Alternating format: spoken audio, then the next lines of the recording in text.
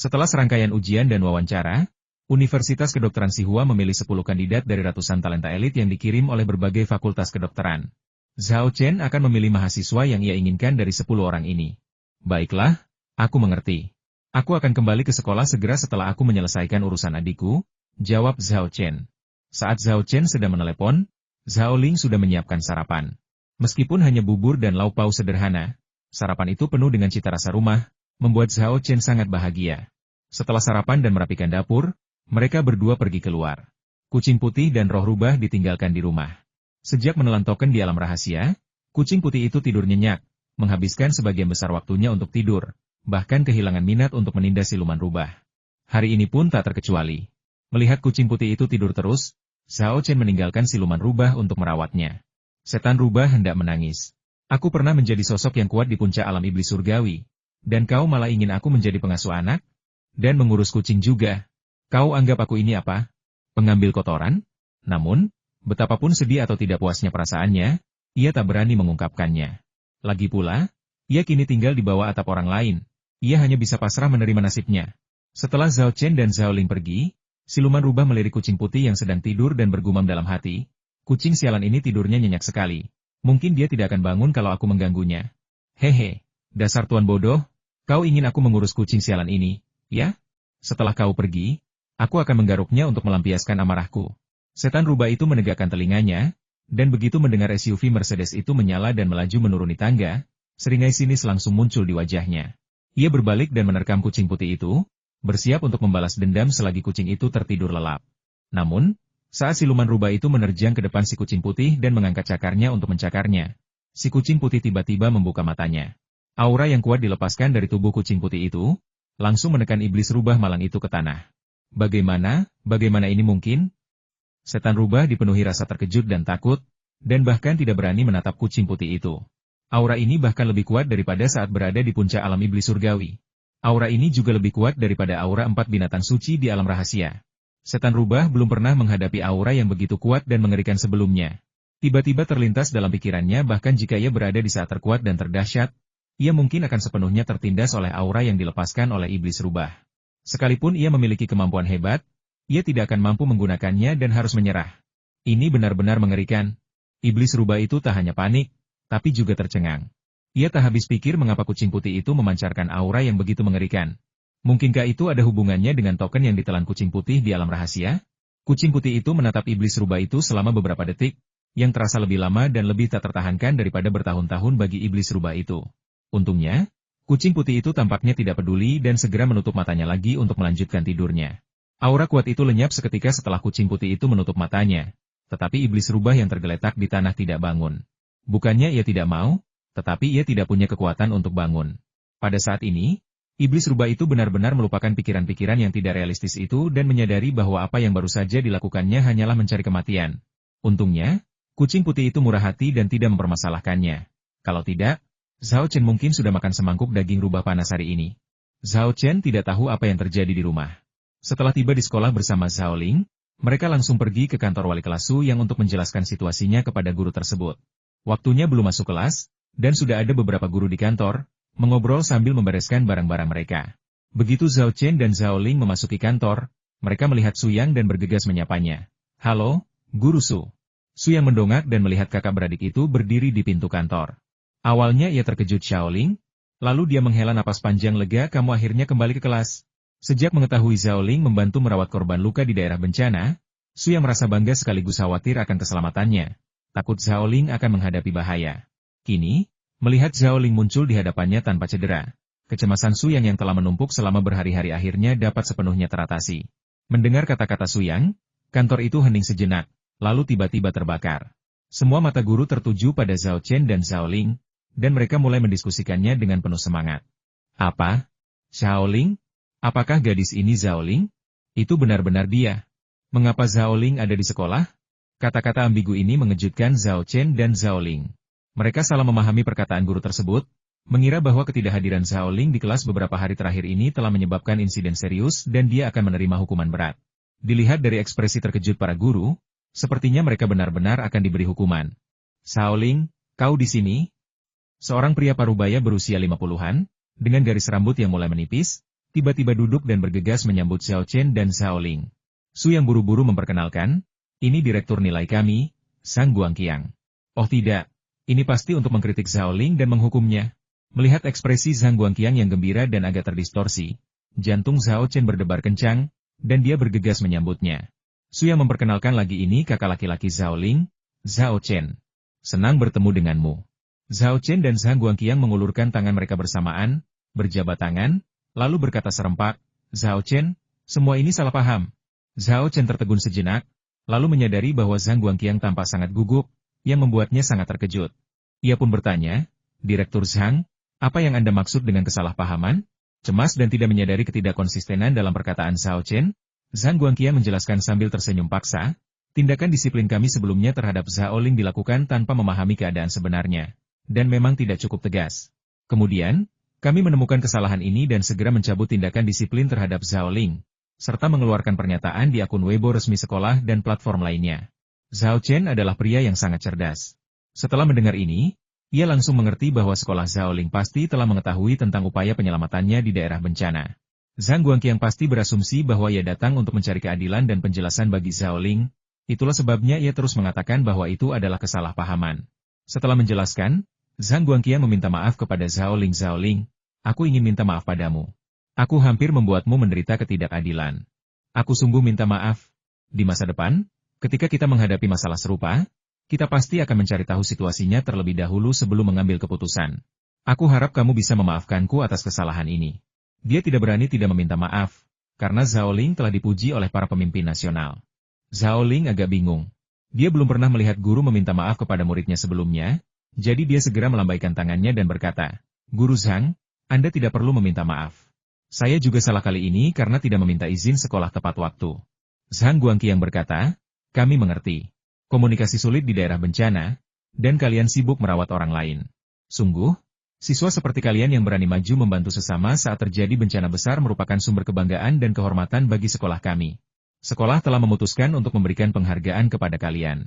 Pada titik ini, Zhang Guangqiang tiba-tiba teringat apa yang dikatakan Zhao Chen sebelumnya, dan bertanya, oh benar, Zhao Chen, apa kesalahpahaman yang kamu sebutkan sebelumnya?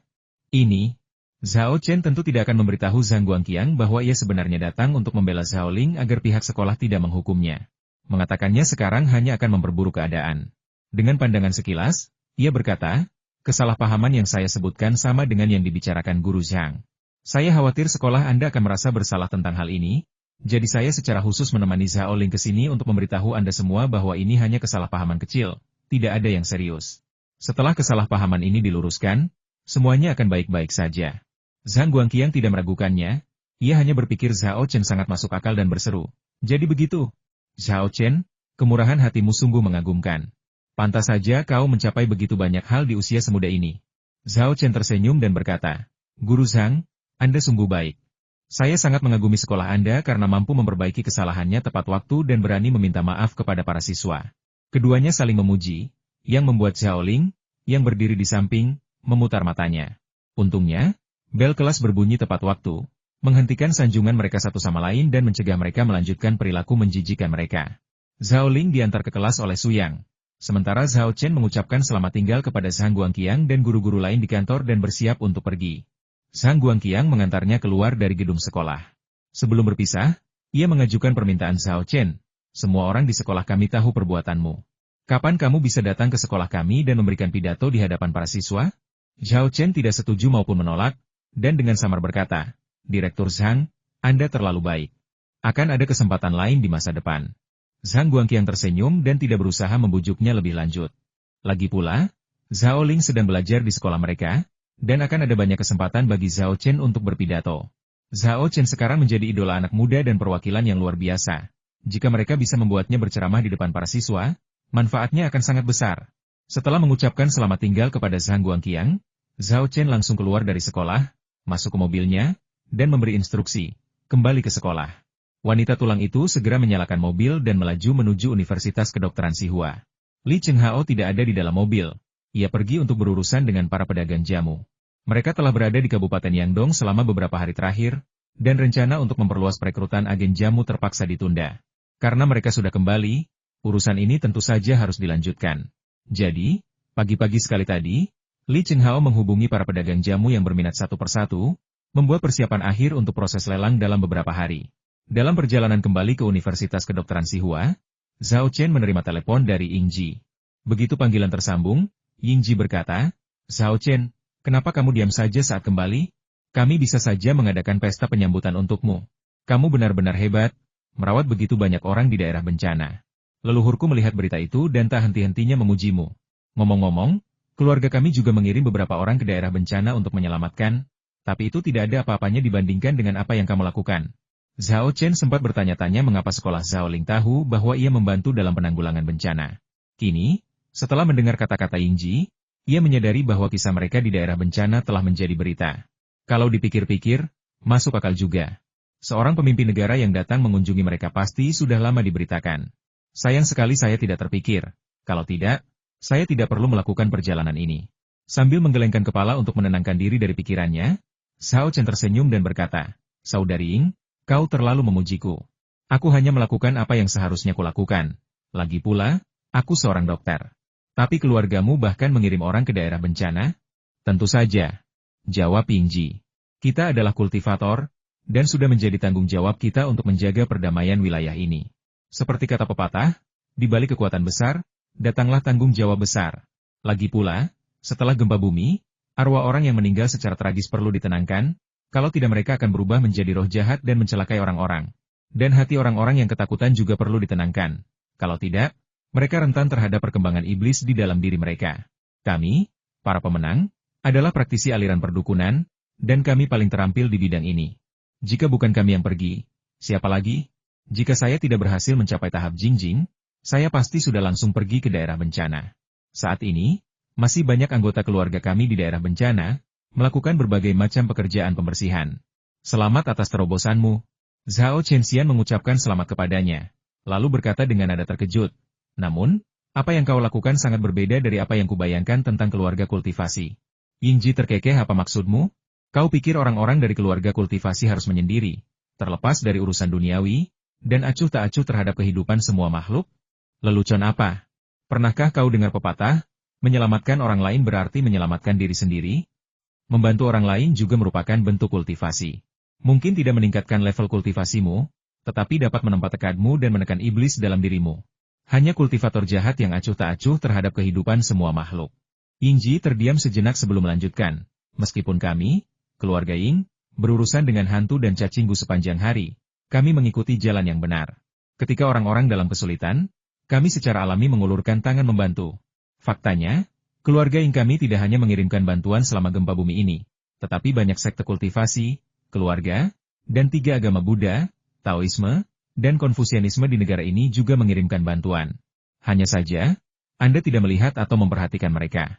Begitu, aku telah mempelajari sesuatu yang baru," kata Zhao Chen dengan sungguh-sungguh.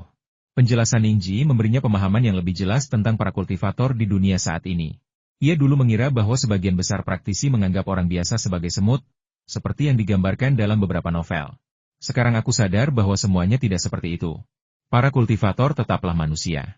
Sekalipun mereka memiliki kekuatan yang melampaui manusia biasa, spesies mereka tidak berubah. Lagi pula, mereka hidup berdampingan dengan manusia setiap hari. Jika pikiran mereka tidak dirusak oleh iblis, bagaimana mungkin mereka bisa memiliki pikiran ekstrim seperti itu? Setelah mengobrol beberapa menit lagi, Zhao Chenchai bertanya, "Ngomong-ngomong, Saudari Ying, ada apa sampai menelepon? Kamu tidak menelepon hanya untuk menyapa, kan?" Ying Ji terdiam sejenak, lalu mendengus, "Ini semua salahmu karena mengalihkan pembicaraan dan membuatku hampir melupakan hal penting." Zhao Chen tersenyum kecut, tidak membantah, karena ia tahu bahwa ketika seorang wanita mencoba mengalihkan kesalahan dan mengelak dari tanggung jawab, jangan pernah mencoba berargumen dengannya. Itu hanya akan membuatnya terlihat bodoh. Ia terkekeh dan tidak menjawab, melainkan mendesak Ying Ji untuk menjelaskan apa yang salah. Ying Ji berkata, "Materi yang kamu beli di forum kultivator sudah sampai." "Astaga, kamu beli banyak banget." Beberapa moderator di forum kultivator akhir-akhir ini diam-diam menanyakannya padaku, mengira keluarga kita sedang merencanakan sesuatu yang besar. Para moderator forum kultivator selalu meyakini bahwa Little Ghost MM merupakan salah satu jagoan dalam kelompok pemenang, itulah sebabnya kesalahpahaman ini muncul. Zhao Chen berulang kali meminta maaf, lalu berkata dengan nada meminta maaf, "Saya mungkin akan membeli bahan lagi dalam beberapa hari, dan jumlahnya akan lebih banyak lagi. Kalau begitu, saya akan merepotkan Anda lagi." Kau mau beli bahan lagi? Yingji awalnya terkejut, lalu menyadari maksudnya jadi. Kau berencana mereplikasi sekumpulan artefak magis, jimat, dan pil yang kita lihat di alam rahasia? Zhao Chen tidak menyembunyikan apapun darinya dan mengatakan yang sebenarnya saya punya rencana seperti itu. Yingji berkata, meskipun aku tidak tahu jenis bahan apa yang kamu inginkan, pasti ada banyak bahan langka dan berharga, kan? Itu benar. Artefak ajaib, jimat, dan pil yang ditemukan Zhao Chen di Aula Lingguan semuanya berada pada tingkat abadi. Meskipun lembar informasi menyediakan resep yang disederhanakan, tidak peduli seberapa disederhanakannya, tetap saja dibutuhkan banyak bahan yang berharga dan langka. Anda tidak bisa hanya menggunakan bahan yang umum untuk melengkapi angka-angka. Yingji berkata, meskipun forum kultivator praktis, audiensnya sebagian besar adalah kultivator independen. Sekte dan keluarga yang telah diwariskan selama ratusan atau ribuan tahun jarang menggunakan forum ini. Jika Anda ingin membeli semua material berharga dan langka yang Anda butuhkan di forum kultivator, bukankah Anda harus menunggu selamanya? Faktanya, Zhao Chen juga menyadari masalah ini. Bahan-bahan yang dibelinya di forum kultivator pada awalnya tidak terlalu langka dan mudah diperoleh. Namun, belakangan ini, material yang ia butuhkan semakin langka dan mahal, sehingga semakin sulit ditemukan di forum kultivator. Meskipun demikian, hanya berkat akun alternatifnya, Little Ghost MM, yang bergelar Master of 10,000 Families, ia dapat menarik perhatian beberapa sekte dan keluarga bangsawan. Jika tidak, ia mungkin tidak akan bisa membeli satupun material langka. Zhao Chen menghela napas, tidak ada yang bisa kulakukan. Selain forum kultivator, aku tidak punya cara lain untuk membeli material. Aku tidak bisa terus-menerus mengganggu kalian, para pemenang, untuk segala hal, kan? Yingji meludah, berani sekali kau berpikir seperti itu. Kami keluarga Ying punya banyak hal yang harus dilakukan, jadi kami tidak punya banyak waktu luang untuk menjadi agen pembelianmu. Ia kemudian mengganti topik namun, saya tahu ada konferensi pertukaran kultivator yang diadakan di Jinling minggu depan. Selain bertukar pengalaman kultivasi dalam berbagai aspek, akan ada juga sekte dan keluarga kultivasi dari seluruh dunia yang membawa barang dan material berharga mereka untuk diperdagangkan. Jika Anda tertarik, bagaimana kalau kita lihat-lihat? Mata Zhao Chen langsung berbinar. Ada kegiatan seperti itu di dunia kultivasi? Yingji menjawab, tentu saja ada, cukup banyak. Apa maksud pepatah itu? Komunikasi membuat orang maju. Di bidang medis, bukankah Anda sering berpartisipasi dalam berbagai pertemuan pertukaran? Bukankah jauh lebih baik membuat kemajuan dan inovasi melalui pertukaran dan diskusi bersama daripada bekerja secara tertutup? Zhao Chen terkekeh. Sepertinya aku memang bodoh. Yingji terkekeh beberapa kali, lalu bertanya, jadi, apakah kamu ingin berpartisipasi? Zhao Chen menjawab tanpa ragu, tentu. Tentu saja aku harus ikut bersenang-senang di acara sebesar ini. Kalau beruntung, aku bahkan mungkin bisa membeli semua bahan yang kubutuhkan sekaligus. Selain membeli bahan-bahan untuk membuat alat, menggambar jimat, dan membuat obat-obatan, Zhao Chen juga perlu menyiapkan sejumlah bahan untuk Lin Sui dan Zhao Ling. Kekuatan kedua wanita itu telah mencapai puncak tahap pembersihan sumsum, dan mereka dapat menembus ke tahap ki pendengaran kapan saja. Jika sebuah susunan sihir dapat dipasang selama terobosan mereka, itu tidak hanya akan membuat terobosan mereka lebih lancar, tetapi juga memungkinkan kultivasi mereka untuk stabil secepat mungkin setelah mereka memasuki tahap ki pendengaran. Meskipun Lin Sui dan Zhao Ling memiliki kedudukan dan status dewa, Zhao Chen masih ingin memberi mereka asuransi ganda. Yingji berkata, kalau begitu sudah beres. Kita akan pergi ke Jinling bersama minggu depan. Baiklah, sudah diputuskan, kata Zhao Chen Ying. Yingji kemudian memberi instruksi, kalian harus berusaha mengumpulkan lebih banyak uang dalam beberapa hari ke depan, karena bahan-bahan berharga tidaklah murah. Atau, kalian bisa membuat lebih banyak artefak magis, jimat, dan pil. Selama barang-barang tersebut berkualitas baik, kalian juga bisa bertukar dengan orang lain. Zhao Chen Ying menjawab, saya mengerti, terima kasih telah mengingatkan saya. Yingji tertawa dan berkata, tidak perlu berterima kasih. Ingat saja, minta seseorang datang dan mengambil barang-barang yang kamu beli. Barang-barang itu memenuhi rumah kita, dan aku khawatir kamu akan kehilangannya. Zhao Chen tersenyum dan berkata, baiklah, aku akan meminta Bai Mei untuk mengambilnya nanti. Setelah menutup telepon, Zhao Chen menyipitkan mata ke jendela dan bergumam pada dirinya sendiri. Pertemuan pertukaran kultivator? Menarik. Setibanya di Universitas Kedokteran Sihua, Zhao Chen menginstruksikan wanita tulang untuk mengambil materi dari rumah pemenang, sementara dia sendiri pergi ke kantor Yang Jingbo. Begitu Yang Jingbo melihat Zhao Chen tiba, dia langsung berdiri menyambutnya. Tersenyum lebar sambil bertanya, apakah kamu sudah mengurus urusan adikmu? Zhao Chen menjawab, terima kasih atas perhatianmu, masalah sudah teratasi.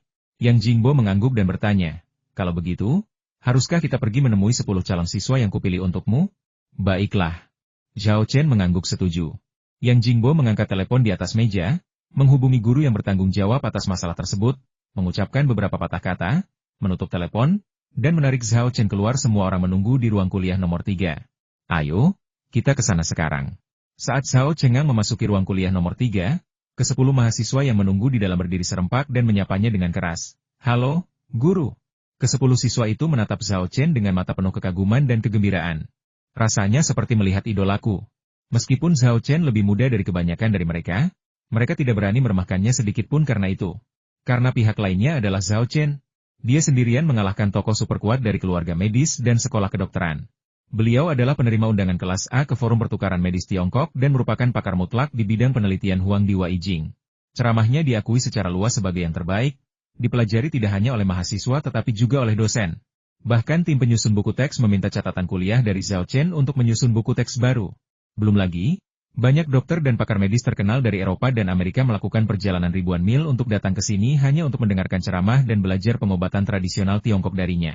Melihat bidang pengobatan tradisional Tiongkok saat ini, sangat sedikit praktisi TCM terkenal seperti Zhao Chen yang ketenarannya telah menyebar melampaui batas Tiongkok dan mencapai Eropa dan Amerika.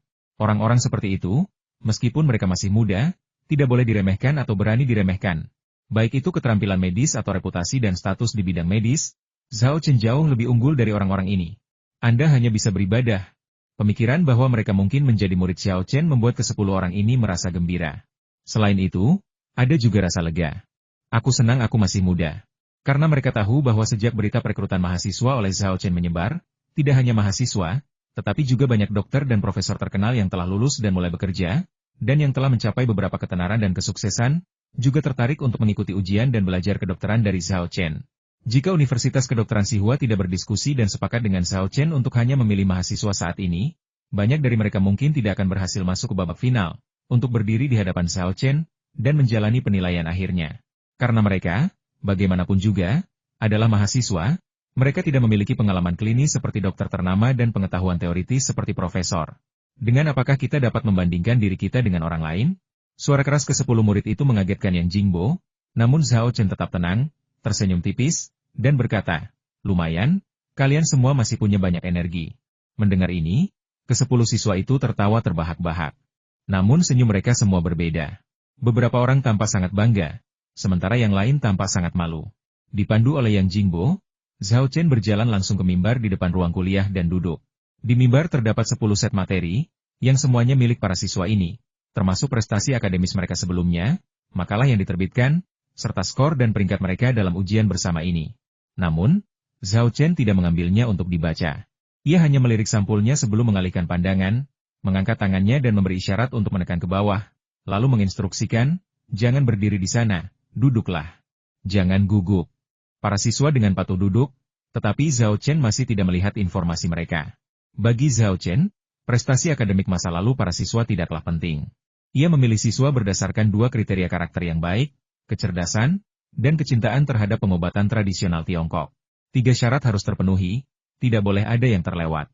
Jika salah satu syarat ini tidak terpenuhi, bahkan kinerja terbaik sekalipun akan sia-sia. Oleh karena itu, ia tidak mengajukan pertanyaan untuk menguji para siswa tersebut. Sebaliknya, saat mengaktifkan teknik pengamatan Qi, ia menggunakan teknik peminjaman, meminjam teknik membaca wajah dari bagian pengetahuan lain-lain dalam garis keturunan Wu Peng. Ada pepatah lama wajah Anda mencerminkan hati Anda. Ciri-ciri wajah yang disebutkan di sini merujuk lebih dari sekadar penampilan. Ia mencakup mata, ekspresi, temperamen, dan banyak aspek lainnya. Kecuali seseorang memiliki kemampuan akting yang luar biasa, kualitas-kualitas ini tidak dapat dipalsukan dan paling mencerminkan karakter asli seseorang. Bagi Zhao Chen, dengan menggunakan teknik observasi Qi yang dipadukan dengan kemampuan membaca wajah yang diwariskan dari Wu Peng, jangankan 10 siswa biasa ini, bahkan 10 aktor dan aktris pemenang Oscar yang berdiri di depannya, dia dapat melihat karakter moral mereka dalam sekejap, tanpa ada kemungkinan untuk disembunyikan. Mengenai apakah mereka cerdas atau bersemangat tentang pengobatan tradisional Tiongkok, Zhao Chen juga menemukan jawabannya melalui sepasang mata ini. Mata adalah jendela jiwa, itu benar sekali. Setelah mencapai kesimpulan, Zhao Chen tidak membuang waktu lagi. Ia menunjuk 3 orang dan berkata, kalian, dan kalian bertiga, tetaplah di sini. Sisanya boleh pergi. Semua orang di ruang kuliah tercengang. Namun mereka segera sadar. Ketiga siswa yang dipanggil tentu saja terkejut dan senang. Sedangkan siswa lainnya tercengang atau tidak puas. Jadi para siswanya sudah terpilih? Bukankah ini terlalu sembrono?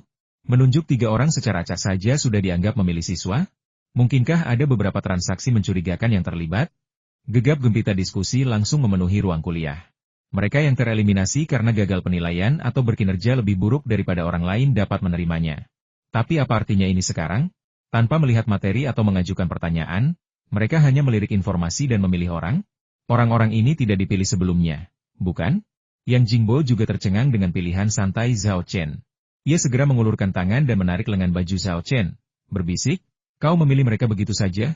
Apa kau tidak ingin tahu tentang masa lalu mereka? Apa kau tidak ingin bertanya beberapa hal untuk menguji mereka?"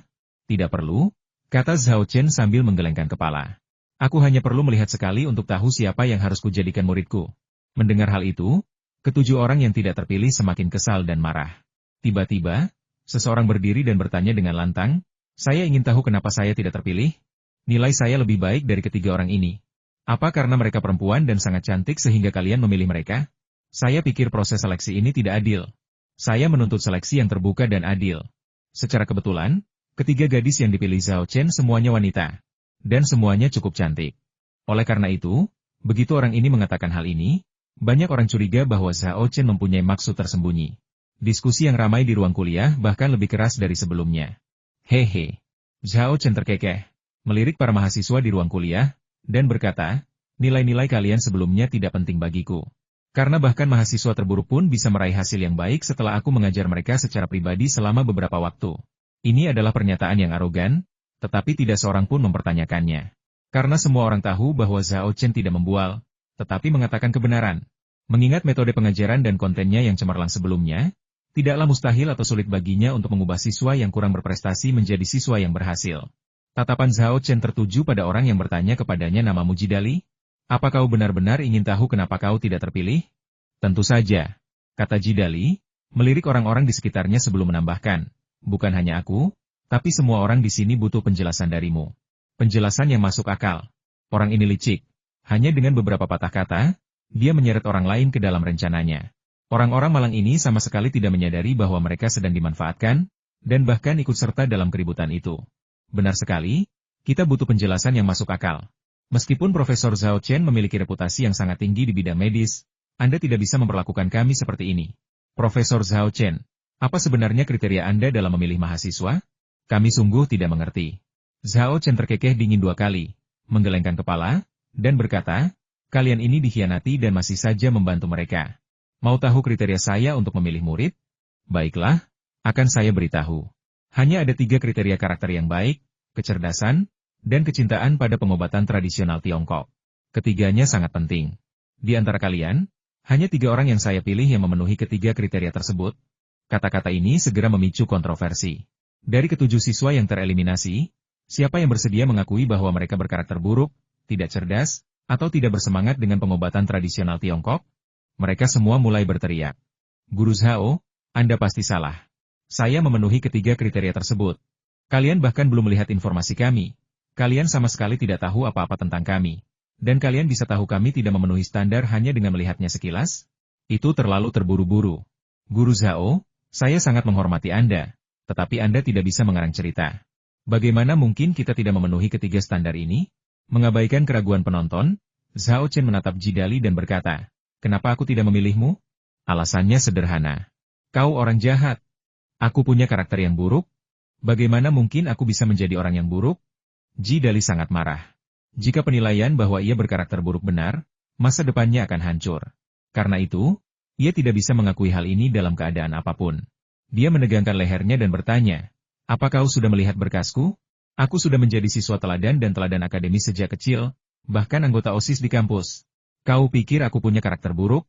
Bercanda, ya?" Zhao Chen menggelengkan kepalanya. "Apa yang kau katakan tidak membuktikan bahwa kau orang baik. Paling-paling, itu menunjukkan bahwa kau pandai berpura-pura, berakting, dan merencanakan." Jidali semakin marah, hampir meraung, "Kau jelas-jelas membuat tuduhan tak berdasar. Baiklah, kau bilang aku berkarakter buruk, lalu tunjukkan buktinya. Bagaimana aku bisa berkarakter buruk?" Zhao Mei melayang keluar dari tempat tinggal hantu dan berkata kepada Zhao Chen, "Ayah, biarkan aku merangkak ke dalam tubuh orang ini dan mencari tahu ingatannya."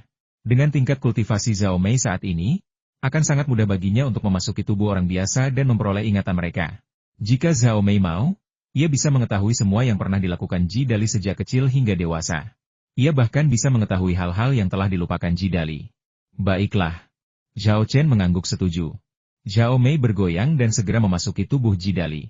Ji Dali tidak dapat melihat Zhao Mei, tetapi dia merasakan hawa dingin menyapu sekujur tubuhnya, membuatnya menggigil tanpa sadar. Setelah menunggu sejenak, melihat Zhao Chen tetap diam, mata Ji Dali berkilat penuh kesombongan, lalu ia berkata lagi, "Ada apa, Guru Zhao? Anda tidak bisa bicara sekarang? Meskipun saya sangat mengagumi keterampilan medis Anda dan keberhasilan Anda mengalahkan pengobatan Kampo Jepang, saya merasa sangat tercela karena Anda curang dalam seleksi mahasiswa, memanipulasi begitu banyak dari kami dan begitu banyak sekolah. Jika dapat dipastikan bahwa Zhao Chen berbuat curang dalam menyeleksi siswa, maka Ji Dali tidak hanya dapat menghilangkan reputasinya sebagai orang jahat, tetapi juga dapat memanfaatkan kejadian ini untuk mendongkrak reputasinya. Dalam situasi seperti itu, ia tentu ingin memanfaatkan keunggulannya. Tetapi dia tidak menyadari bahwa senyum dingin muncul di bibir Zhao Chen. Zhao Mei telah muncul dari tubuh Ji Dali dan menceritakan kepada Zhao Chen tentang beberapa hal tercela yang telah dilakukan pria ini selama beberapa tahun terakhir, dengan fokus pada hal-hal yang paling penting. Kemudian Zhao Chen angkat bicara, "Menyela pertanyaan Ji Dali, Anda menulis makalah setengah tahun yang lalu dan menerbitkannya di jurnal medis Tiongkok, kan?" Ekspresi Ji Dali sedikit berubah saat ia bergumam pada dirinya sendiri. Apa yang terjadi? Mungkinkah dia benar-benar tahu rahasia kertasku? Mustahil, dia sama sekali tidak mungkin tahu. Dan kalaupun dia tahu, mustahil dia punya bukti. Memikirkan hal ini, Ji Dali merasa sedikit lega dan mengangguk sambil berkata, "Benar sekali, karyaku telah dipuji oleh banyak cendekiawan terkenal." Zhao Chen mencibir berulang kali, "Beraninya kau bilang kertas itu milikmu? Apa kertas itu benar-benar milikmu? Jelas-jelas ditulis oleh teman sekelasmu, Xie Kuan. Kau mencuri komputer Xie Kuan yang berisi hasil penelitian dan datanya, memaksanya menulis ulang kertas itu dari awal. Sementara kau memanfaatkan perbedaan waktu itu, meminta seseorang untuk membantumu menerbitkan kertas curian itu di jurnal medis Tiongkok. Kemudian, Xie Kuan melihat kertas ini dan datang kepadamu menuntut penjelasan. Tetapi kamu membalikan keadaan, menuduhnya iri padamu dan memfitnahmu. Akhirnya, Xie Kuan, korbannya, dikeluarkan dari sekolahmu. Dan kamu, si penjahat, berubah menjadi siswa paling berbakat di sekolahmu. Ini hanya lelucon besar. Kamu aktor yang baik dan bisa menipu guru dan pemimpin sekolahmu, tetapi kamu tidak bisa menipuku." Secercah ketakutan melintas di mata Ji Dali. Pikirannya kacau saat ia berpikir, dia benar-benar tahu tentang koranku. Dia benar-benar tahu. Namun, ia segera menenangkan diri dan menghibur diri, berkata, "Saat itu, insiden ini begitu besar sehingga seluruh sekolah mengetahuinya. Zhao Chen pasti sudah menyelidikiku sebelumnya. Itulah sebabnya dia tahu tentang itu. Tapi itu tidak penting. Dia tidak punya bukti. Dan selama aku bersikeras bahwa Xie Kuan iri padaku dan mencoba mencemarkan nama baikku, maka sebanyak apapun dia bicara, itu tidak akan berarti apa-apa. Masalah ini sudah selesai, dan tidak ada cara untuk membatalkannya." Tepat saat itu, kata-kata Zhao Chen sampai ke telinganya, "Apakah kau pikir aku tidak punya bukti dan tidak bisa melakukan apapun padamu?" Ji Dali tertegun pada awalnya, lalu wajahnya berubah drastis. Semua warna menghilang dari wajahnya, dan dia menjadi sepucat selembar kertas. Dia melihat Zhao Chen mengambil laptop dari bawah mimbar. Bagi kebanyakan orang, itu hanyalah komputer biasa. Namun, Ji Dali langsung mengenalinya itu adalah komputer Xie Kuan yang dicurinya. Tetapi dia telah menyembunyikan komputer itu di rumah selama ini, jadi bagaimana komputer itu bisa berakhir di tangan Zhao Chen? Sebelum dia sempat menyadarinya, Zhao Chen berkata lagi, "Bukankah ini terlihat familiar? Ini komputer Xie Kuan yang kau curi waktu itu. Ada juga kertas-kertas asli yang ditulis Xie Kuan." Ji Dali berargumen, "Itu sama sekali bukan makalah aslinya. Xie Kuan menjiplaknya setelah membaca makalahku. Dia mencoba menjebakku dengan trik terkutuk dan ceroboh ini. Siapapun yang sedikit cerdas tidak akan percaya padanya." "Oh, benarkah? Bagaimana dengan ini?" Zhao Chen mengeluarkan buku catatan dari bawah mimbar. Yang Jingbo, yang berdiri di dekatnya, tercengang. Ia tak habis pikir bagaimana Zhao Chen, yang datang dengan tangan kosong, bisa menghasilkan begitu banyak barang satu demi satu. Melihat buku catatan itu, Ji Dali langsung kehilangan semangat, terduduk di kursinya dengan suara gedebuk, wajahnya pucat, dan bergumam, itu buku harianku. Bagaimana bisa sampai di tanganmu?" Pada saat ini, ketika Ji Dali menatap Zhao Chen lagi, ejekan di matanya telah hilang. Yang tersisa hanyalah ketakutan. Ketakutan yang mendalam. Di matanya, Zhao Chen bukan lagi manusia, melainkan iblis. Kalau bukan karena setan, bagaimana mungkin dia bisa mendapatkan laptop dan buku diariku yang selama ini aku sembunyikan di tempat paling rahasia di rumahku, tanpa aku sadari? Ji Dali tak pernah menyangka bahwa rahasia kecilnya bukanlah masalah bagi Zhao Mei. Ia hanya perlu memasuki tubuhnya, dan dalam waktu singkat, semuanya akan terungkap. Setelah mendengarkan cerita Zhao Mei, terutama setelah mengetahui bahwa Ji Dali menyimpan laptop yang dicurinya dari Xie Quan sebagai piala di rumah dan punya kebiasaan menulis buku harian, dan bahwa ia telah mencatat seluruh kisah pencurian tesis Xie Quan dengan cara yang sombong dan mencolok dalam buku hariannya, Zhao Chen segera mengeluarkan jimat pengangkut 5 hantu, yang mengirim 5 hantu ke rumah Ji Dali untuk membawa kembali semua bukti. Mau kubacakan satu bagian dari buku harianmu? Zhao Chen tak menunggu jawabannya. Ia membuka buku harian itu, membalik halaman ke bagian di mana ia mencuri tesis, lalu mulai membacanya keras-keras. Setelah mendengar bagian awalnya saja, harapan terakhir Ji Dali pun sirna. Buku harian ini miliknya, bukan palsu. Berhenti membaca. Berhenti membaca. Teriak Ji Dali panik. Zhao Chen tidak meneruskan bacaannya. Wajahnya menunjukkan kebencian yang mendalam. Aku tidak ingin membaca lagi hal-hal menjijikan yang kau rekam. Ia menyerahkan buku harian dan laptop itu kepada Yang Jingbo dan berkata, Kepala sekolah Yang, berikan kedua bukti ini kepada sekolah Ji Dali dan beritahu mereka bahwa saya harap mereka dapat menangani masalah ini secara imparsial dan memberikan keadilan kepada Xie Quan. Jika mereka tidak bisa melakukannya, jangan salahkan saya karena mengambil tindakan atas nama mereka. Itu sangat arogan. Kata-katanya jelas merupakan ancaman bagi sekolah yang dihadiri Ji Dali. Tetapi semua orang di tempat kejadian merasa bahwa kesombongannya itu dapat dibenarkan dan bahwa ia berhak bersikap sombong. Siapa yang memberi Zhao Chen hak untuk melakukan itu? Siapa yang memberi Zhao Chen reputasi setinggi itu di bidang medis? Yang Jingbo mengambil bukti dan berjanji, jangan khawatir, jika sekolah Ji Dali tidak menangani ini dengan adil, Anda tidak perlu campur tangan. Universitas Kedokteran Sihua kita akan bangkit dan mencari keadilan bagi Xie Quan, yang telah dijebak. Zhao Chen mengangguk dan berkata, guru-guru di pintu, tolong bantu aku dan seret Ji Dali keluar. Aku tidak ingin melihat orang yang bermoral buruk ini. Beberapa guru segera menghampiri Ji Dali. Ia begitu ketakutan hingga pingsan. Para guru terpaksa mengerahkan seluruh tenaga mereka untuk menopang dan menyeretnya keluar dari ruang kuliah. Seketika, Zhao Chen melirik ke 6 orang yang tereliminasi lainnya dan bertanya, apakah kalian juga perlu saya berikan alasan spesifik mengapa saya tidak menerima kalian sebagai siswa? Mendengar ini, ke-6-nya menggelengkan kepala. Dengan nasib tragis Ji Dali sebagai presiden, bahkan jika mereka memiliki keberanian terbesar, mereka tidak akan berani mempertanyakan Zhao Chen lagi. Siapa yang tahu apakah Zhao Chen memiliki pengaruh atas mereka? Jika begitu, bukankah itu sama saja dengan mencari kematian? Tidak perlu. Ya, tidak perlu. Aku sudah memikirkannya matang-matang. Aku mendaftar menjadi murid guru Zhao bukan karena aku sangat mencintai pengobatan tradisional Tiongkok, melainkan hanya untuk mendapatkan gengsi dan kualifikasi agar aku bisa memiliki masa depan yang lebih baik. Aku juga. Guru Zhao benar, kecintaanku pada pengobatan tradisional Tiongkok memang kurang mendalam. Ke-6 orang itu berbicara bersamaan. Tak satu pun dari mereka mau mengakui bahwa mereka memiliki masalah dengan karakter mereka atau bahwa mereka tidak cukup pintar. Sebaliknya, mereka semua mengatakan bahwa mereka gagal karena standar ketiga, demi meminimalkan kerugian mereka. Zhao Chen terlalu malas untuk berdebat dengan mereka, jadi dia melambaikan tangannya dan berkata, baiklah, tidak perlu bicara lagi, kalian bisa pergi sekarang. Ke-6 orang itu menghela napas lega, segera bangkit, dan meninggalkan ruang kuliah. Ketiga gadis yang tersisa semuanya sangat gembira. Mereka tak kuasa menahan kegembiraan. Menjadi murid Zhao Chen adalah sesuatu yang diimpikan oleh banyak mahasiswa pengobatan tradisional Tiongkok, tetapi tak pernah terwujud. Gadis di sebelah kiri bereaksi cepat, menjadi orang pertama yang berdiri, membungkuk, dan menyapa. Halo, Guru Zhao. Dua gadis lainnya tampak tersadar dari linglungnya dan bergegas bangkit untuk menyambut mereka. Duduklah, semuanya. Kita seumuran, tidak perlu formal begitu. Zhao Chen tersenyum dan menunjuk gadis di sebelah kirinya. Lalu bertanya, namamu Sumei? Ya, Guru Zhao, saya Sumei, jawab gadis di sebelah kiri dengan cepat. Zhao Chen mengangguk, lalu menunjuk gadis di tengah dan bertanya, apakah kamu Tang Jing? Ya. Tang Jing sedikit malu. Saat ini, dia tampak sangat canggung dan malu. Namamu Xiena? Tanya Zhao Chen sambil menatap gadis di ujung kanan. Benar. Xiena mengangguk berulang kali. Dia memiliki kepribadian yang lugas. Setelah berkenalan dengan mereka, Zhao Chen mengeluarkan 3 buku teks fotokopi dan menyerahkannya kepada mereka, sambil berkata, ini buku teks yang telah saya siapkan untuk kalian. Selama beberapa hari ke depan, kalian dapat membaca buku teks ini dan mencoba memahaminya sendiri. Jika ada yang tidak kalian pahami, tuliskan, dan saya akan memberikan penjelasan yang terarah berdasarkan pertanyaan kalian. Sumei, Tang Jing, dan Xiena melihat ke bawah dan ternyata buku teks itu sebenarnya adalah teori dasar pengobatan tradisional Tiongkok.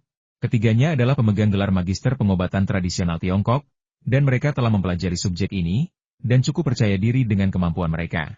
Awalnya mereka ingin bertanya, tetapi kemudian mereka menyadari bahwa ini adalah materi ajar yang diberikan oleh Zhao Chen, dan isinya mungkin berbeda dari yang telah mereka pelajari sebelumnya. Maka, mereka menelan kembali kata-kata yang hampir terucap dan mulai membaca materi ajar yang diberikan Zhao Chen. Melihat ini, mereka terkejut.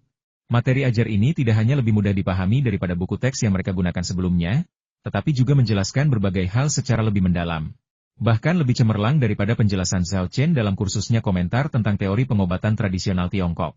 Jika mereka dapat memahami buku ini, teori dasar pengobatan tradisional Tiongkok, mereka pasti akan memiliki keahlian yang sangat tinggi di bidang teori dasar pengobatan tradisional Tiongkok. Jadi ketika mereka menatap Zhao Chen lagi, tidak ada lagi keraguan di mata mereka. Yang saya rasakan hanyalah kekaguman dan pemujaan. Mereka bertiga berkata serempak, "Terima kasih, Guru. Kami pasti akan mempelajari buku teks ini dengan saksama." Ji Dali melihat Zhao Chen sebagai iblis, tetapi mereka bertiga menganggap Zhao Chen adalah malaikat. Setelah mengurus urusan para siswa, hari sudah hampir siang. Zhao Chen hanya mengundang ketiga gadis itu untuk makan siang bersama Liu Zuo, Lin Sui, dan Yang Zi di sebuah restoran di luar sekolah, di mana mereka saling memperkenalkan diri. Yang Jingbo awalnya diundang, tetapi ia menolaknya dengan alasan tidak pantas bagi orang tua seperti dirinya untuk pergi karena mereka semua masih muda. Zhao Chen tidak memaksa. Namun, Yang Jingbo masih bertanya dengan penuh rasa ingin tahu, "Kamu jelas pergi ke ruang kuliah dengan tangan kosong. Dari mana kamu mendapatkan laptop dan buku harianmu?" "Direktur Yang, apakah Anda lupa? Saya bisa melakukan trik sulap," kata Zhao Chen sambil tersenyum. Yang Jingbo berkata, "Tetapi trik sulap tidak bisa begitu saja menciptakan sesuatu dari ketiadaan, bukan?" Zhao Chen tertawa dan berkata samar-samar, "Ini bukan tentang menciptakan sesuatu dari ketiadaan. Ada mekanisme di sini, tapi kau tidak mengerti sihir, jadi kau tidak bisa melihatnya." Yang Jingbo bergumam beberapa patah kata dan tidak melanjutkan topik. Ia malah bertanya, "Jadi, dari mana kau mendapatkan buku catatan Xie Kuan dan buku harian Jidali?" Zhao Chen menjawab, "Saya selalu khawatir tentang seleksi siswa, dan saya telah melakukan penyelidikan rahasia terhadap 10 orang yang Anda pilih." "Oh, begitu. Aku sudah tahu." Yang Jingbo tiba-tiba tersadar dan mengangguk setuju. Setelah berpisah dengan Yang Jingbo, rombongan pergi ke sebuah restoran. Sumei, Tang Jing, dan Xiena berperilaku sangat baik, memanggil Lin Sui istri guru dan Liu Ju serta Yang Zi paman guru dan paman guru. Antusiasme mereka membuat semua orang sedikit malu bagaimanapun juga. Mereka lebih muda dari Sumei dan kedua temannya. Setelah makan siang, Sumei dan dua orang lainnya berpamitan dan bersiap kembali ke asrama untuk segera menguasai buku teks teori dasar pengobatan tradisional Tiongkok yang diberikan Zhao Chen. Hal ini jelas menunjukkan bahwa mereka bertiga sungguh-sungguh ingin mempelajari pengobatan tradisional Tiongkok, alih-alih hanya mencari pengalaman dan gengsi. Setelah menyelesaikan ceramahnya di sore hari, Zhao Chen meninggalkan sekolah dan pulang ke rumah. Semua bahan yang telah dibelinya sebelumnya adalah untuk mengobati penyakit iblis rubah.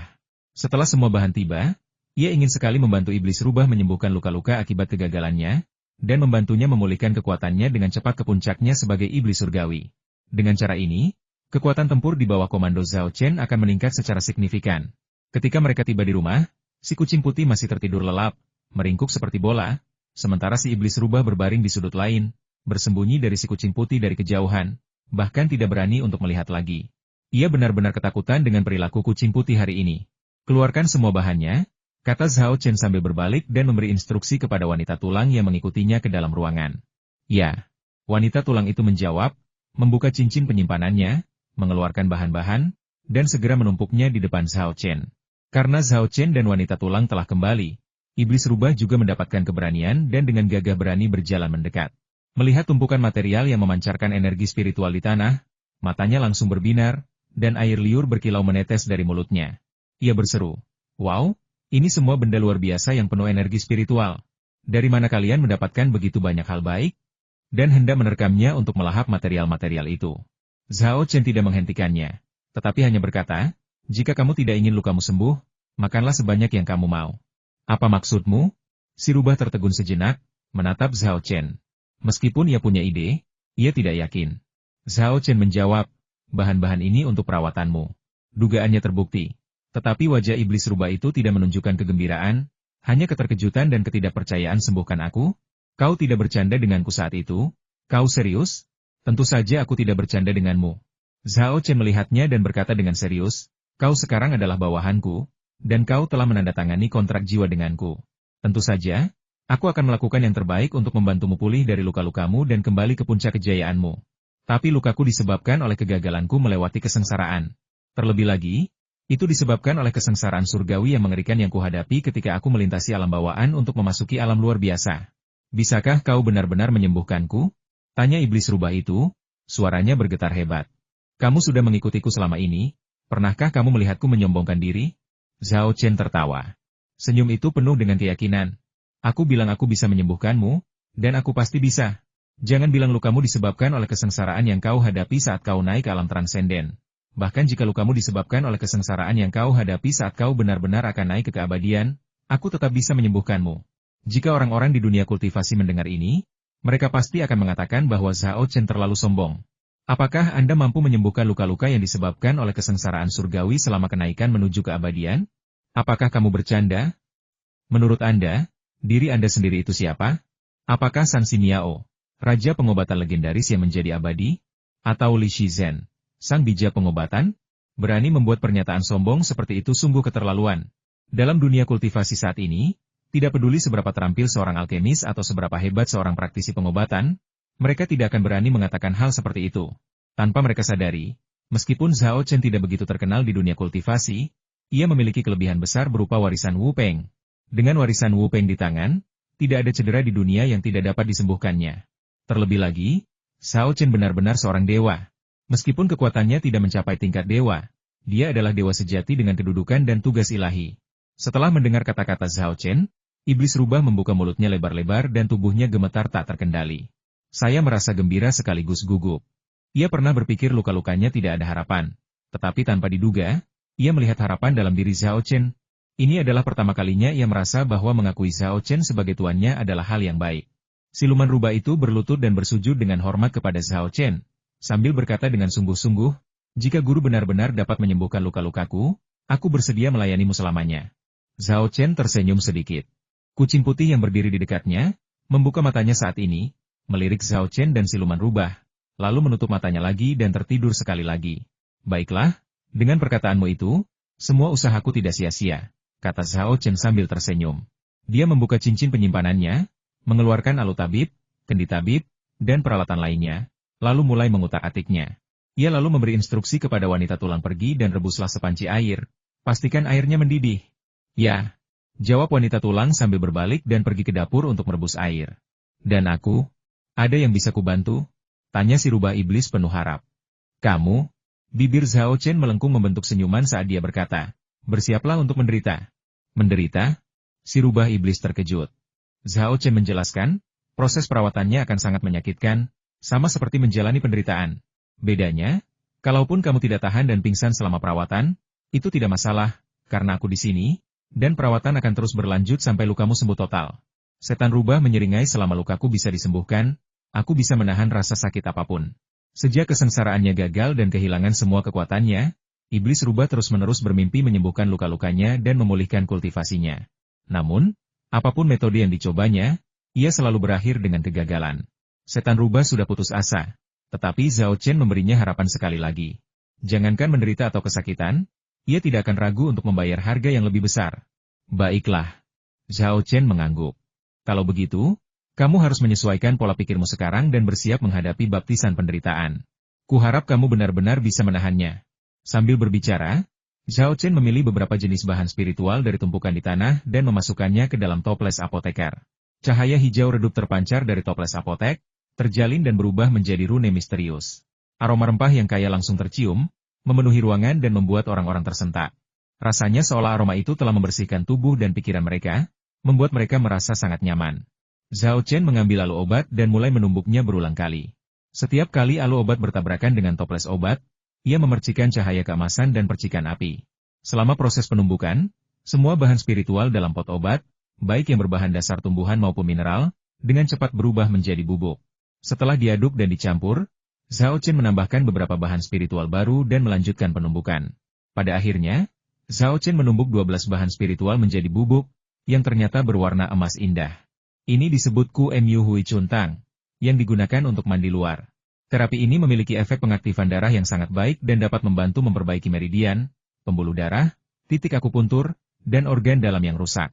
Tepat ketika Zhao Chen selesai menyiapkan sup permajaan, wanita tulang juga merebus air.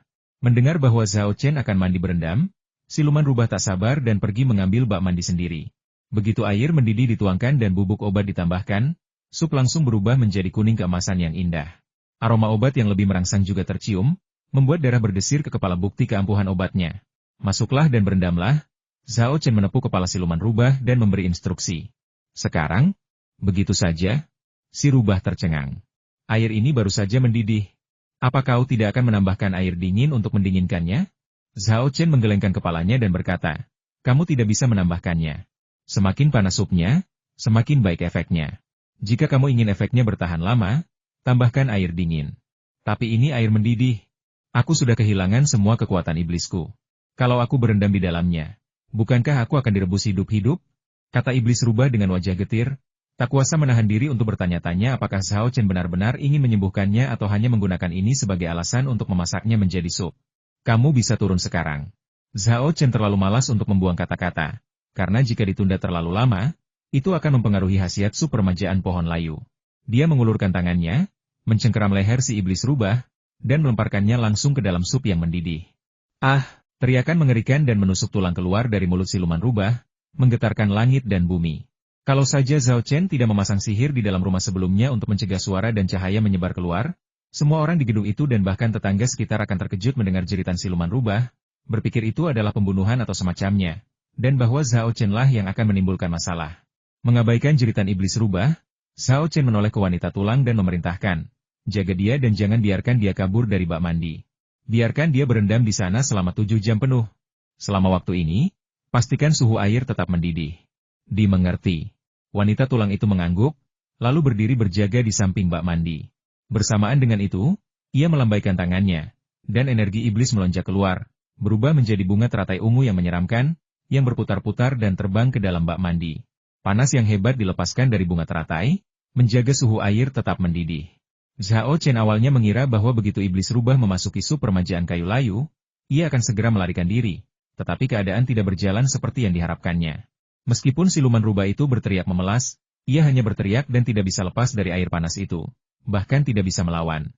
Karena selain merasakan sensasi terbakar, juga merasakan manfaat yang dibawa oleh sup permajaan kayu kering. Sup obat itu bekerja bagaikan ular-ular kecil yang tak terhitung jumlahnya, menusuk-nusuk tubuh melalui setiap pori-pori, menggeliat dan meliuk-liuk. Meskipun sangat menyakitkan, setelah rasa sakitnya mereda, iblis rubah itu terkejut karena semua meridian, pembuluh darah, titik akupuntur, dan organ dalam yang disentuh obat itu menunjukkan tanda-tanda perbaikan.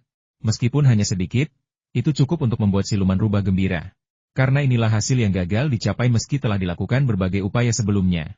Setelah meridian, pembuluh darah, titik akupuntur, dan organ dalam yang rusak pulih sepenuhnya, iblis rubah akan dapat melanjutkan kultivasinya. Meskipun tidak dapat kembali ke kondisi puncaknya, setidaknya sebagian kekuatannya akan pulih. Hal ini memberi harapan pada setan rubah. Itu juga memberinya kebahagiaan luar biasa. Hanya dengan kehilangan sesuatu Anda dapat benar-benar menghargainya. Iblis rubah itu mengatupkan giginya erat-erat. Meskipun kesakitan dan bahkan merasa seperti akan tersiram air panas, ia tidak menyerah dan menolak untuk menyerah. Setelah akhirnya melihat secercah harapan, bahkan jika itu mungkin berakhir dimasak dan digunakan dalam sup, ia akan mencobanya. Meski perilaku siluman rubah itu tidak terduga, namun hal itu membuat Zhao Chen senang. Sambil mengangguk, Zhao Chen segera membersihkan sisa ampas dari alu dan toples sang apoteker, lalu memulai langkah berikutnya. Luka-luka iblis rubah itu parah, akibat kegagalan dalam tribulasi.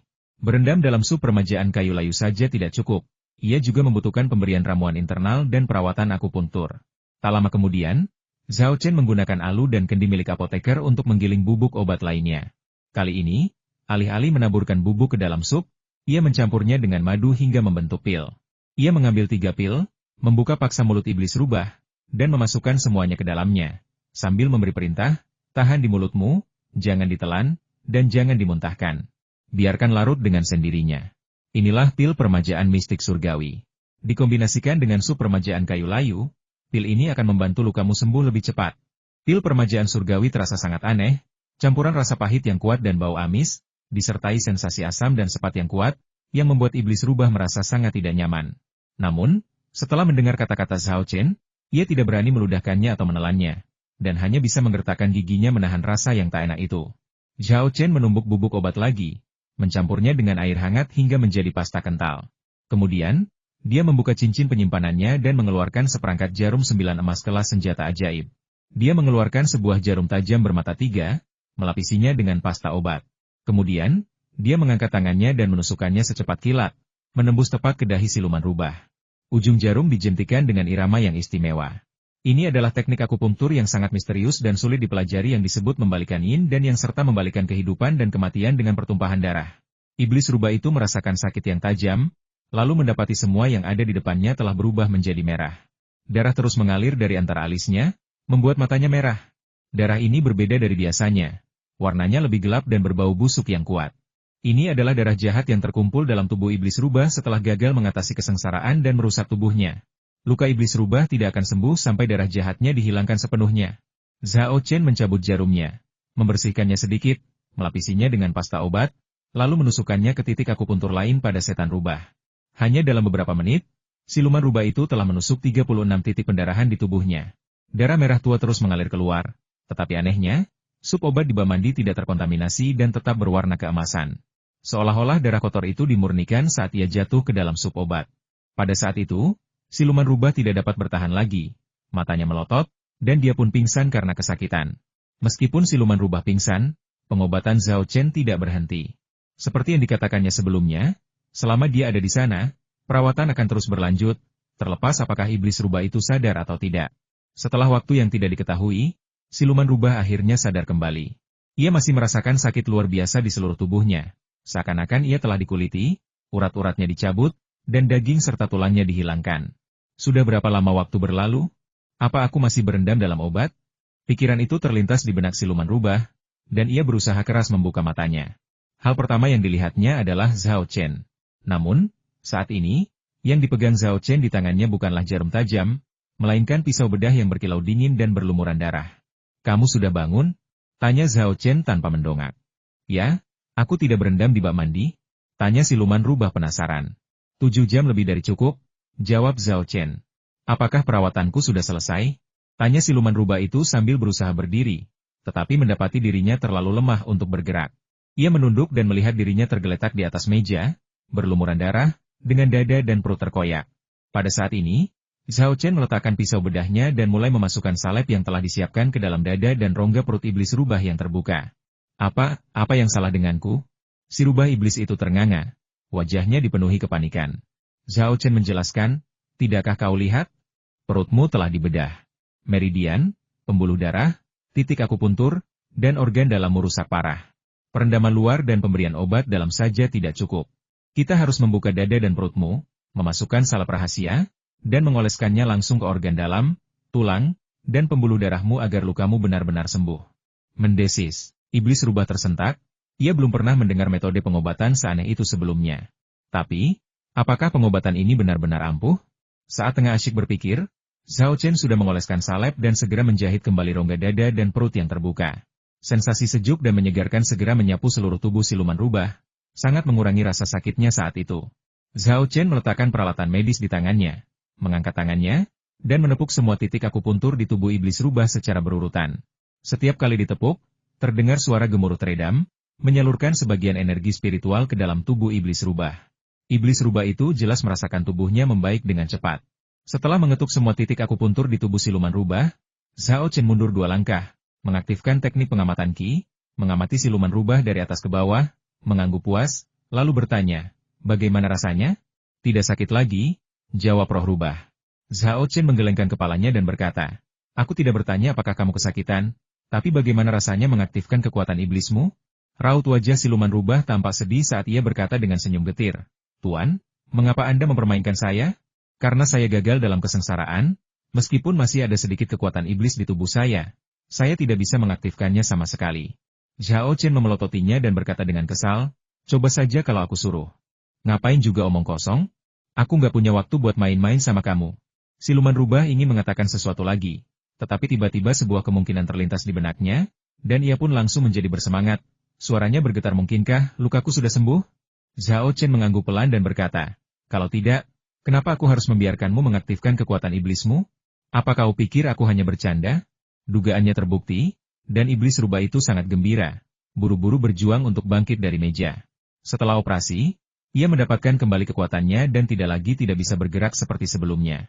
Melompat dari meja, iblis rubah itu langsung mencoba mengaktifkan kekuatan iblisnya. Dulu, sekuat apapun ia mencoba, ia tidak bisa mengaktifkan kekuatan iblisnya. Tetapi kali ini, situasinya benar-benar berbeda.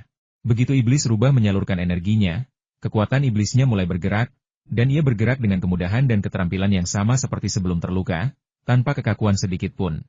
Tetapi yang paling mengejutkan si iblis rubah adalah besarnya kekuatan iblis. Kuat dan mendalam. Meskipun belum mencapai level terkuatnya, puncak alam iblis surgawi, setidaknya ia berada di tahap akhir alam iblis bumi. Yang terpenting, meridian, pembuluh darah, titik akupuntur, dan organ dalamnya tidak hanya tidak terpengaruh dan tidak layu, tetapi justru diperkuat. Situasi ini sungguh tidak dapat dipercayai oleh siluman rubah.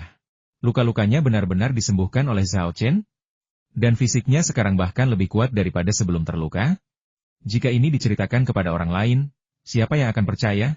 Siapa yang berani mempercayainya? Ini seperti kelahiran kembali.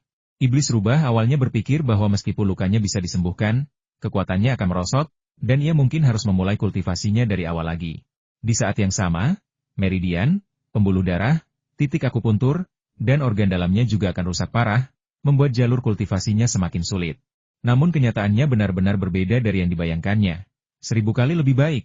Hal ini membuat jalur kultivasinya di masa depan menjadi sangat mudah. Terkejut, siluman rubah menyadari bahwa dia memperoleh begitu banyak manfaat sepenuhnya berkat Zhao Chen. Jika bukan karena Zhao Chen, mungkin ia tidak akan mampu menyembuhkan lukanya hingga saat ia mati. Apalagi mampu melepaskan diri dari kepompongnya dan terlahir kembali seperti sekarang. Siluman rubah itu berlutut di hadapan Zhao Chen dengan suara gedebuk, ekspresinya penuh syukur sekaligus hikmat. Ia pertama-tama mengucapkan terima kasih, lalu bersumpah, terima kasih, Guru, karena telah memberiku kehidupan baru. Aku, rubah ekor 9, akan mengikuti MU selamanya dan melayani MU atas perintah MU. Zhao Chen mengangguk puas bangun. Dengan lambaian tangannya, ia melemparkan sebotol pil pengumpul ki kepada iblis rubah dan berinstruksi. Minumlah obat ini dan berkultivasilah dengan tekun. Berusahalah untuk kembali ke puncak alam iblis surgawi sesegera mungkin. Ketika saatnya tiba, aku akan membantumu mencoba menerobos ke alam iblis abadi. Iblis rubah itu memegang pil kondensasi ki dan bersujud berulang kali terima kasih, Guru. Terima kasih, Guru. Saya pasti akan berkultivasi dengan tekun dan tidak akan pernah mengecewakan Anda. Silakan. Zhao Chen melambaikan tangannya. Siluman rubah setuju, menenangkan emosinya yang meluap-luap, meminum pil kondensasi ki, dan mulai berkultivasi. Melihat metode kultivasinya, Zhao Chen berpikir dalam hati bahwa jika dia punya kesempatan, dia harus menemukan metode kultivasi yang lebih baik untuk iblis rubah yang akan lebih cocok untuknya. Siluman rubah memiliki garis keturunan rubah berekor 9. Setelah memiliki teknik kultivasi yang baik, kecepatan kultivasinya dan pencapaiannya di masa depan akan luar biasa. Menyaksikan siluman rubah pergi berkultivasi, Zhao Chen menguap dan kembali ke kamarnya untuk tidur. Perawatan ini telah menguras tenaga dan jiwanya. Yang paling ia butuhkan sekarang adalah istirahat yang cukup. Keesokan harinya, saat Zhao Chen keluar, para iblis rubah masih berkultivasi. Setan rubah, yang telah memulai jalur kultivasi sekali lagi, sangat rajin. Sore itu, Zhao Chen menerima telepon dari Liu Xiaoya, yang memberitahunya bahwa villa tersebut telah direnovasi dan bertanya kapan dia bisa datang dan melihatnya. Dan apakah ada yang perlu diubah. Sudah selesai? Zhao Chen terlalu sibuk akhir-akhir ini untuk mengikuti perkembangan renovasi villa. Setelah berpikir sejenak, ia berkata, ayo kita kerjakan hari ini. Aku akan ke sana sebentar lagi. Liu Xiaoya segera berkata, baiklah, aku akan menunggumu di villa. Oh, ngomong-ngomong, ada sesuatu yang ingin kukatakan padamu. Ada apa? Tanya Zhao Chen. Liu Xiaoya menjawab, akhir-akhir ini, banyak orang datang untuk menanyakan informasi kontakmu. Sepertinya mereka sangat tertarik dengan villamu. Aku menolak mereka tanpa izinmu. Kalau kau datang hari ini, mereka mungkin akan mengganggumu. Oh, Zhao Chen bertanya dengan rasa ingin tahu. Bukankah orang itu takut villa itu berhantu? Villa yang dibeli Zhao Chen dianggap sebagai rumah hantu karena Zhao Mei, dan tidak ada seorang pun yang berani membelinya. Rumor itu sudah lama terbantahkan, kata Liu Xiaoya. Pekerja renovasi kami bekerja di dalam villa setiap hari dan belum melihat hal-hal gaib. Kudengar banyak orang sekarang menyesal tidak membeli villa ini meskipun ada rumor. Mereka pasti akan meraup untung besar. Karena rumor hantu, villa ini dihargai jauh lebih rendah daripada harga pasar normal. Jadi tidak mengherankan jika beberapa orang berpikir seperti itu. Tetapi jika mereka benar-benar membeli villa ini saat itu, mereka pasti sudah disiksa sampai mati oleh Zhao Mei. Tidak semua orang bisa menangkap hantu. Zhao Chen tersenyum dan berkata, baiklah, saya mengerti. Sampai jumpa lagi. Liu Xiaoya berkata, aku di villa sekarang. Kamu bisa datang kapan saja. Aku akan menunggu di sini. Meskipun studio Liu Xiaoya berjalan lancar dan ia telah menerima cukup banyak pekerjaan, ia tetap mengawasi dan fokus secara pribadi pada villa Zhao Chen. Ia akan pergi ke sana setiap hari, memeriksanya dengan saksama, baik dari dalam maupun luar, beberapa kali. Bagaimanapun, ia berhasil keluar dari kesulitannya dan mencapai kesuksesannya saat ini sepenuhnya berkat bantuan Zhao Chen. Ia tidak punya apa-apa untuk membalas budi Zhao Chen, jadi ia hanya bisa berusaha sebaik mungkin untuk menyempurnakan renovasi. Ketika Zhao Chen menelepon, ia sedang bersama Lin Sui, Liu Ju, Yang Zi, dan lainnya. Semua orang kecuali Lin Sui tercengang mendengar apa yang dikatakannya. Villa, apakah renovasi sudah selesai dan siap untuk diperiksa? Ada apa? Zhao Chen membeli villa? Apa dia benar-benar semewah itu? Semua orang penasaran, jadi begitu Zhao Cengang selesai menelepon, Liu Ju, Yang Zi, dan yang lainnya segera mengelilinginya dan bertanya dengan rasa ingin tahu. Kakak ketiga, kamu membeli villa? Ya. Zhao Chen mengangguk setuju. Tak ada gunanya menyembunyikannya. Ia bahkan berencana mengundang teman-temannya ke villa nanti. Wow, hebat sekali. Kamu benar-benar membeli villa. Liu Zuo, Wang Rongfeng, dan Wu yang merasa iri sekaligus kagum. Apalagi mereka semua tahu betul bahwa Zhao Chen bukanlah anak orang kaya.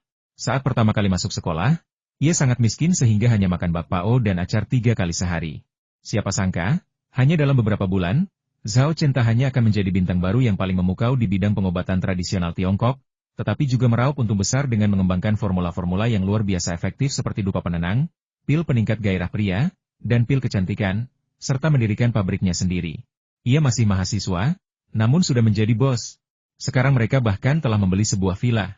Pengalaman ini sungguh legendaris. Sungguh menginspirasi. Di mana letak villa yang kamu beli? Tanya Yang Zi penasaran. Komunitas Semenanjung Caotang? Jawab Zhao Chen.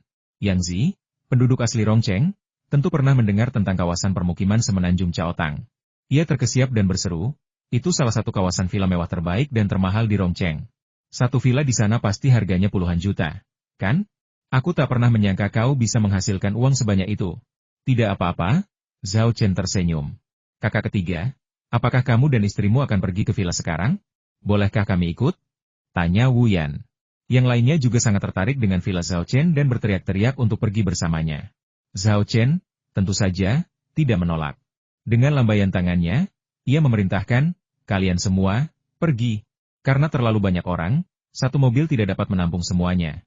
Jadi Zhao Chen menelepon Li Chenghao dan memintanya untuk datang menjemput mereka di sekolah. Akhirnya, ke-8 orang itu dibagi menjadi 2 mobil dan pergi ke komunitas Semenanjung Caotang.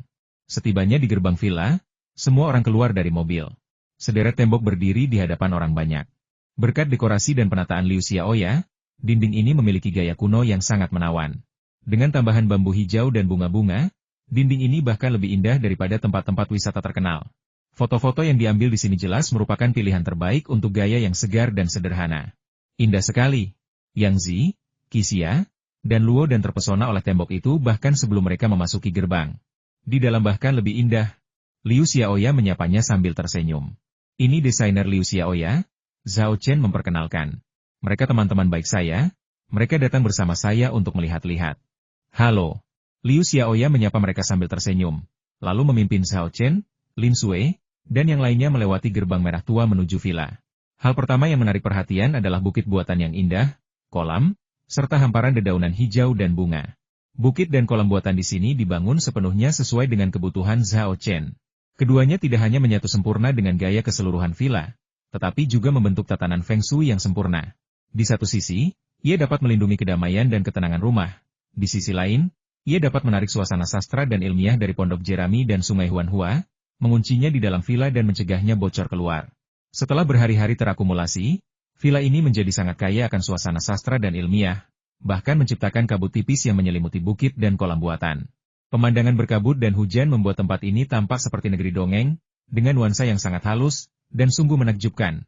Sejujurnya, Liu Xiaoya sebelumnya tidak menanggapi permintaan Zhao Chen dengan serius, bahkan menduga bahwa membangun bukit dan kolam buatan di tempat-tempat ini akan memengaruhi estetika. Namun, setelah konstruksi selesai dan hasilnya terungkap, bahkan seorang desainer berpengalaman seperti dirinya pun terpukau oleh pemandangan bak negeri dongeng. Saya sangat menghormati Zhao Chen. Orang biasa seperti Yang Zi, Qixia, dan Deng akan menganggap pemandangan kolam berkabut dan pepohonan willow indah dan menenangkan. Namun, bagi para kultivator seperti Zhao Chen dan Lin Sui, rasanya seluruh diri mereka dipupuk oleh atmosfer ilmiah yang halus, yang langsung mengangkat kondisi mereka ke puncaknya. Jika mereka bisa berlatih di sini siang dan malam, kecepatan peningkatan kekuatan mereka pasti akan jauh lebih cepat daripada di tempat lain. Lokasi yang luar biasa, ditambah dengan penataan Feng Shui yang diatur sendiri oleh Zhao Chen, telah mengubah villa ini menjadi surga sejati. Dharma, kekayaan, teman, dan tempat Zhao Chen telah mengumpulkan keempat elemen penting untuk berkultivasi. Yang dipedulikan Zhao Chen adalah suasana villa yang elegan dan bernuansa ilmiah. Namun, yang lain justru tertarik pada pesona antik dan gaya eleganan megah villa tersebut, baik di dalam maupun di luar. Ketika semua orang menyaksikan, mereka berseru dengan takjub. Indah sekali. Saya tidak pernah membayangkan dekorasi bergaya Tiongkok bisa seindah ini. Sama sekali tidak terlihat kuno. Ya, sungguh indah. Kalau aku beli rumah nanti, aku akan mendekorasinya dengan gaya ini. Wah, tempat ini persis seperti negeri dongeng dalam mimpiku. Yang paling menakjubkan adalah begitu aku melangkah masuk rumah ini, aku merasa segar dan bersemangat. Sungguh menakjubkan. Saat itu, tiba-tiba terdengar suara dari ambang pintu. Apakah pemilik villa ini sudah datang? Suruh dia keluar dan menemuiku. Orang itu ada di sini. Mendengar suara itu, wajah Liu Xiaoya menunjukkan sedikit kepanikan dan kekhawatiran. Zhao Chen melirik ke arah gerbang villa dan bertanya, apakah ini orang yang Anda sebutkan yang ingin membeli villa saya? Liu Xiaoya menjawab, ya, namanya Zheng Yicheng. Dia juga tinggal di kompleks villa Peninsula. Dia telah mengirim anak buahnya untuk mengawasi villa Anda dengan ketat. Saya rasa anak buahnya melihat Anda ketika Anda tiba, itulah sebabnya mereka bergegas. Zhao Chen tersenyum dan berkata, aku tidak menyangka kita akan bertetangga. Aku akan menemuinya nanti. Aku juga akan memberitahunya bahwa aku tidak akan menjual villa ini, agar dia bisa melupakan fantasi yang tidak realistis ini. Bercanda, villa ini, setelah perbaikan dan renovasi oleh Zhao Chen, telah menjadi surga. Tempat seperti itu bagaikan gudang harta karun bagi para kultivator maupun orang biasa. Zhao Chen tidak kekurangan uang. Jadi untuk apa ia menjual gudang harta karun seperti itu? Kecuali kalau ia sudah gila. Liu Xiaoya berbisik mengingatkan Tuan Zhao, Anda harus berhati-hati dan jangan bertindak impulsif. Karena ku dengar Zheng Yicheng tampaknya orang penting di dunia bawah, dengan pengaruh yang cukup besar. Zhao Chen tidak dapat menahan tawa. Seorang pemimpin geng? Apakah dia punya latar belakang? Orang seperti itu mungkin tampak menakutkan bagi orang biasa. Tapi di matanya, mereka tak lebih dari belalang. Siapapun yang berani bersikap arogan atau mendominasi terhadapnya, ia bisa dengan mudah menghancurkan mereka hanya dengan jentikan jari kelingkingnya.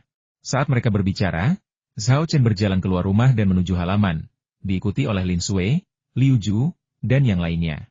Saat rombongan memasuki villa, mereka tidak menutup pintu gerbang, sehingga orang-orang yang datang sudah berada di halaman dan hendak masuk ke dalam rumah ketika mereka berpapasan dengan Zhao Chen dan rombongannya. Ada 5 orang. Pemimpin kelompok itu adalah seorang pria parubaya berusia sekitar 40 tahun, dengan potongan rambut cepak, kemeja kotak-kotak, dan cerutu di mulutnya. 4 pria di belakangnya semuanya pemuda jangkung dan tegap berusia 20-an, dengan raut wajah dan mata yang sinis. Tak diragukan lagi, orang yang memancarkan aura kepura-puraan itu tak lain adalah Zheng Yicheng, bos dunia bawah yang ingin membeli villa milik Zhao Chen. Zheng Yicheng juga mengamati Zhao Chen dan yang lainnya. Melihat rombongan yang keluar semuanya anak muda, Zheng Yicheng menggenggam cerutunya, mengembuskan asap rokok, dan bertanya, rumah siapa villa ini? Panggil orang-orang dewasa. Aku punya tawaran menarik untuk mereka. Villa ini milikku, jawab Zhao Chen sambil menekankan kata milikku. Zheng Yicheng adalah pria yang cerdas dan langsung mengerti. Ia cukup terkejut dan mengamati Zhao Chen beberapa kali, bertanya-tanya dari mana asal generasi kedua yang kaya ini. Sebelum datang, ia sudah menanyakan tentang villa itu. Meskipun harganya turun karena rumor angker, villa itu masih terjual seharga 50 juta. Pemuda ini berhasil menghabiskan 50 juta untuk membeli sebuah villa. Pria ini jelas merupakan generasi kedua yang kaya, dan dari keluarga yang sangat kaya.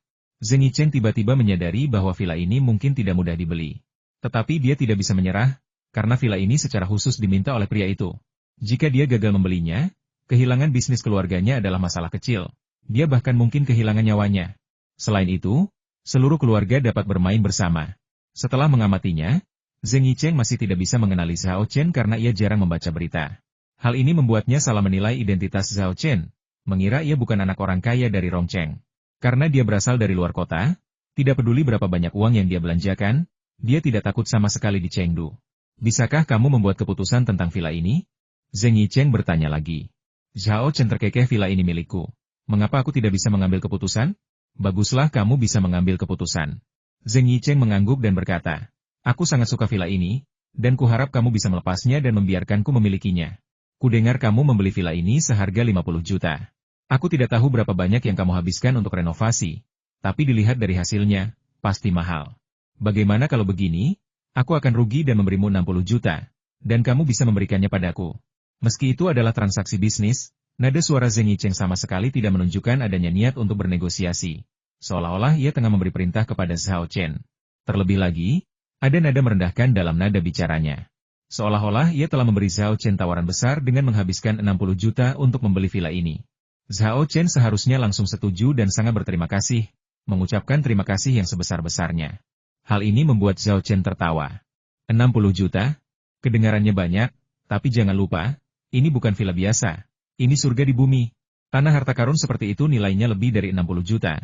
Apalagi 600 juta atau bahkan 6 miliar. Tentu saja, bahkan jika seseorang menawarkan uang sebanyak itu, Zhao Chen sama sekali tidak akan menjualnya. Melihat Zhao Chen tersenyum, Zheng Yicheng salah paham. Ia mengira Zhao Chen sangat puas dengan harganya, lalu berkata, karena kamu puas, ayo kita tanda tangani kontrak transfer sekarang. Aku akan menanggung semua biaya prosedur transfer. Kamu tidak perlu membayar sepeser pun. Zhao Chen memotongnya, kamu salah paham. Aku tidak bilang ingin menjual villa ini. Apa maksudmu? Wajah Zheng Yicheng langsung muram. Kau mempermainkanku?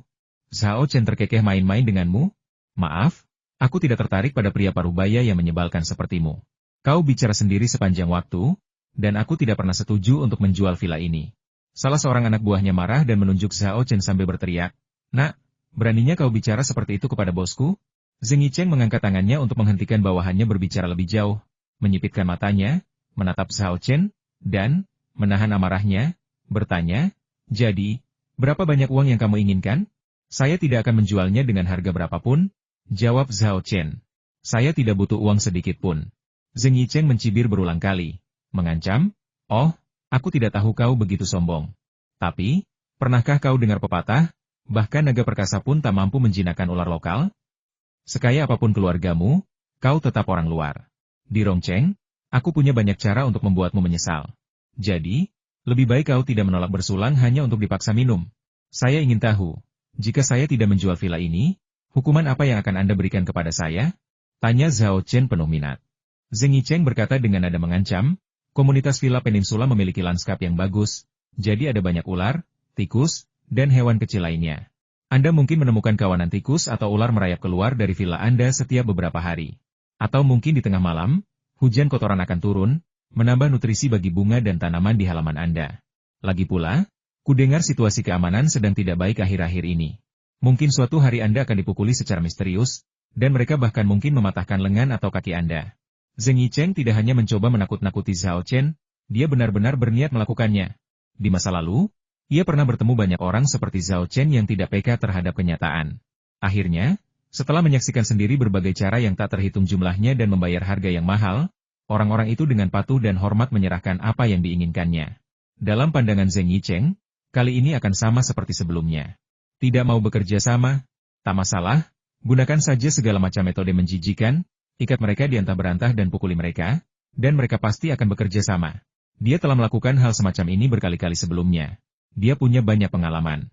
Terlebih lagi, di matanya, Zhao Chen adalah generasi kedua yang kaya dari luar kota.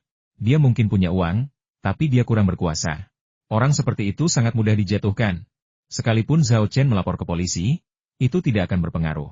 Dia jarang meninggalkan jejak saat melakukan hal-hal seperti ini, jadi meskipun polisi mencurigainya, mereka tidak dapat menemukan bukti apapun dan tidak dapat melakukan apapun padanya. Namun, Zheng Yicheng tidak menyadari bahwa ia telah salah menilai identitas pemuda di depannya. Dia bukan generasi kedua yang kaya raya dan mudah diganggu, tetapi seorang kultivator yang kuat. Mengancam keberadaan seperti itu jelas merupakan tindakan bunuh diri. Tepat saat Zheng Yicheng berbicara dengan fasih dan penuh kemenangan tentang rencananya, dengan harapan membuat Zhao Chen menyadari situasinya dan mundur, dia tiba-tiba merasakan sesuatu yang kabur di depan matanya.